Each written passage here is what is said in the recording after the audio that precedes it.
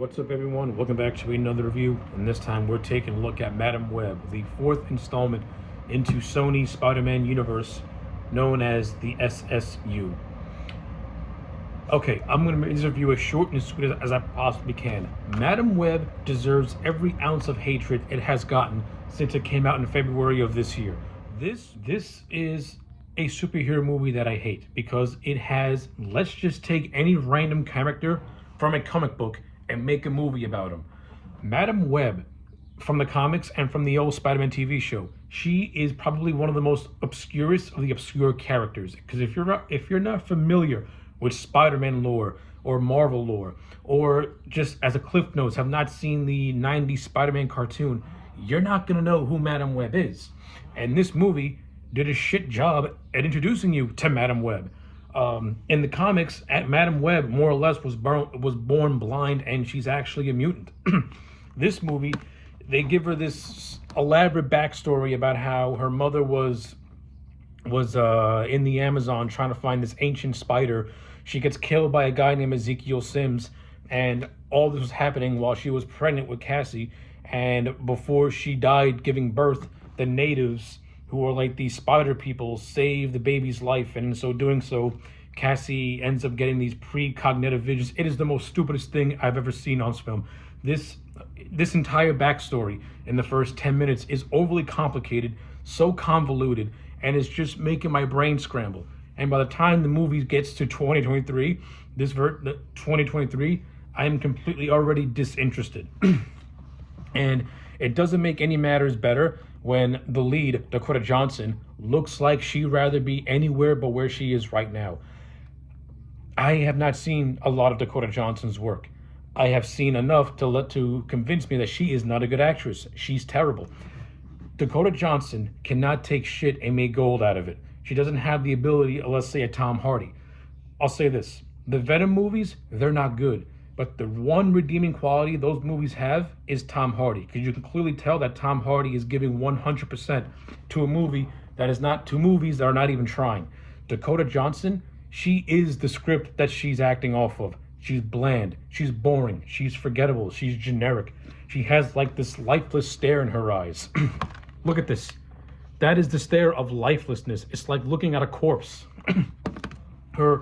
She is so emotionless. There are a handful of scenes where she has to get emotional and you have to see some sort of sadness or dread. And she has the most confused look on her face, as if she doesn't know what to do. She is a terrible actress. Her father, Don Johnson, is a better actress. Her mother, whose name escapes me, she was married to Antonio Banderas.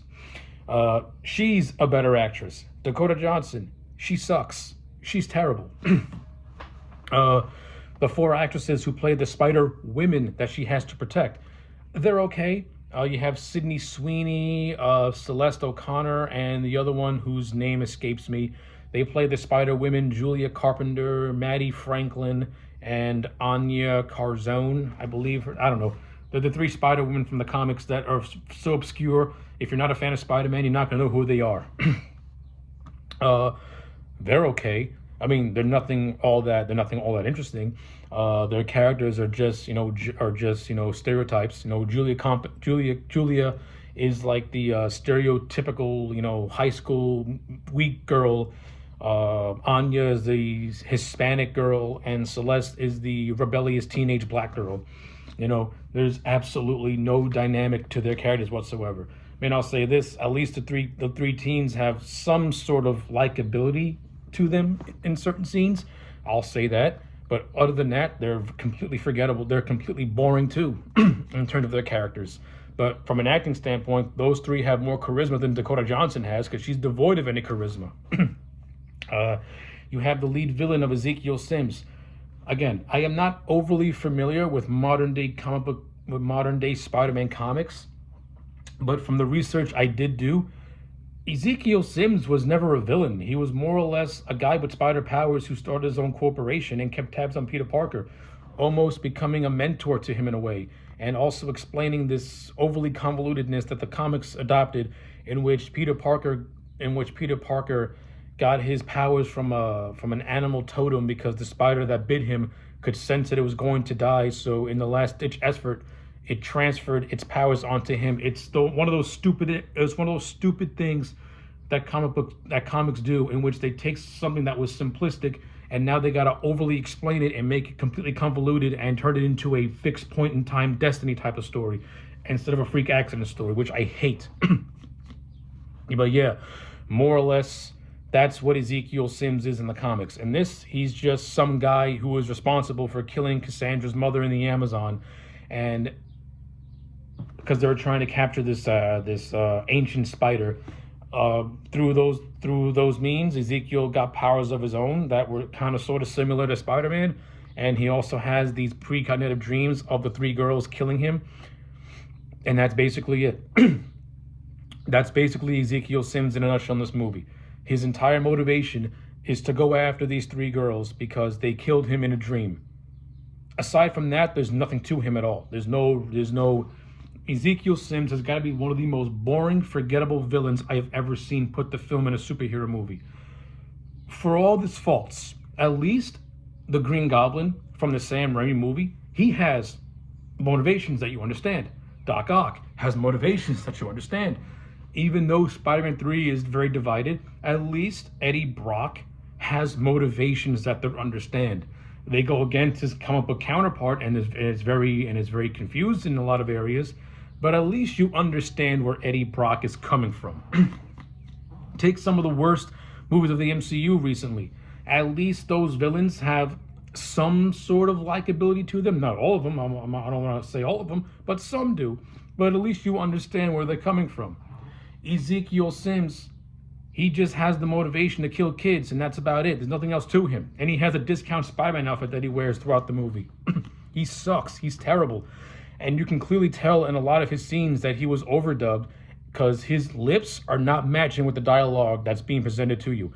And you can tell that there was something else going on here. This movie was shot by an amateur. S.J. Clarkson. I've never seen any of her work before this, and I'm never going to see anything after this, because this one movie proves to me she's not good at what she does. And if she is good at what she does, it was probably on TV and film. It was probably on TV, because as a feature film, she has no feature film credentials to her whatsoever. She has no style. She has no finesse. This movie looks flatter than a flatterer sympathizer. This movie is garbage. The cinematography is bland and boring. The actors are mostly wasted, except for Dakota Johnson, because she's just a waste of an actress. This movie has Adam Scott and Emma Stone as Ben Parker and Mary Parker, and they're completely inconsequential to this movie. You have Adam Scott, who's a decent actor and is actually kind of funny. He plays Ben Parker, a paramedic friend of Cassie. He does nothing in this movie. He's just there. You have Mary Parker, played by Emma Stone, a very talented actress, Emma Stone. She does nothing except give birth to Peter at the end. Nothing. Why were they in this movie?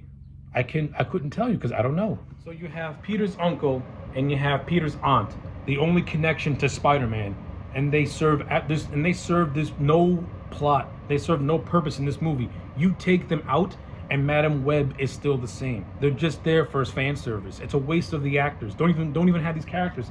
It's a waste of the actors' talent, and it's a waste of these characters. No purpose. Speaking of waste, this movie has Omar Epps. Haven't seen Omar Epps in a long time. If you go to the bathroom, you're gonna miss Omar Epps. He's completely inconsequential to this movie. The movie tries to play his death as something very emotional for Cassie. The problem is they have only one scene together, and that's about it. And that's not enough to make me give a shit. The action sequences in this movie are few and far between, and when you do see the action, it's forgettable, it's boring, it's bland, it's nothing dynamic to it whatsoever. It's very shameful that Sony would put this movie out. They've had to have known. The people who wrote this movie also wrote Mobius. So the idiots that wrote Morbius should have known that what they were writing with this movie had to have been a parody. They've had to have been self-aware enough to know that what they were putting on paper was complete and utter drivel. If they did not know that, then please stop giving Matt Sazma and Burke Sharpless work. They're not good at what they do. Keep them away from superhero movies. They're absolutely dreadful. They have no respect for these characters. They have no direction what they want to take these characters in. This movie has a story that's more or less about Cassie trying to control her powers of precognition, because she can see into the future and she's trying to prevent certain things from happening. That's basically it. There's nothing to her as a character. Then maybe that's just Madam Web as a whole. Again, I'm not really overly familiar with Madam Web as a character. I just know her from the old Spider-Man cartoon. I just knew her as a blind old lady who can see the future and help Spider-Man go on missions. That's about it. She serves no purpose. She's more or less an overseer. This movie tries to make her into an actual fighting superhero, and it doesn't work. See, Madam Web does not work as a lead. She works for what she is, a supporting character. Somebody that gets the ball rolling, not somebody that is the center of attention. Because when you put someone like Madam Web as the center of attention, there's really nothing there. And this movie proves that Madam Web as a character needs to be in the background, needs to be a supporting player. She needs to be either second or third to Spider-Man. The entire SSU proves that without Spider-Man, they are utterly directionless, because there's nowhere. Where are you going with this thing? Where are you going with this? I mean, yeah, you have Venom, but Venom is really interesting when he has Spider-Man to work off of, and that's basically it. Same with Morbius. Morbius is twofold, because Morbius can work with either Blade or Spider-Man, and neither one of them are in that movie. But to put a wrap on this piece of crap, the movie ends with the villain being killed by a Pepsi sign. The villain dies by a Pepsi sign. What a way to go out with dignity. This movie is a slap in the face to people who like the character of Madam Web. This movie is a slap in the face to people who like who like Spider-Man as a character, because it clearly shows this movie has no respect for either or. And this movie tries to sequel bait you, and it is so laughable, completely laughable. I was almost trying not to laugh after hearing it. So yeah, Madam Web deserves every ounce of hatred it gets. It's a piece of garbage. I'd rather watch the Fan4Stick, because at least that movie's got dignity and credibility. Because even though Fan4Stick isn't great either, at least you can see what Josh Trank was trying to do. You can see that Josh Trank was trying to do something different with it and try to put a unique spin on it. He didn't do a really good job at it. That's just from his initial conception and just from studio meddling. But at least he tried. At least you could see the vision that he had for his movie. In this movie, no vision. It was done by commission, and it clearly shows. I don't care if people put hard work into this movie. I really don't care, because at the end of the day, the finished product just tells the consumer that what you did was half-assed, lazy, and completely spits in the face of these characters. So with all that being said, I'm going to give Madam Web a 2 out of 10. I'm only giving it 2 out of 10 because I like Adam Scott and I like Emma Stone. Other than that, this movie sucks ass. Well, that's all I got to say about Madam Web. Like, comment, and subscribe, and I'll check you back next time for more.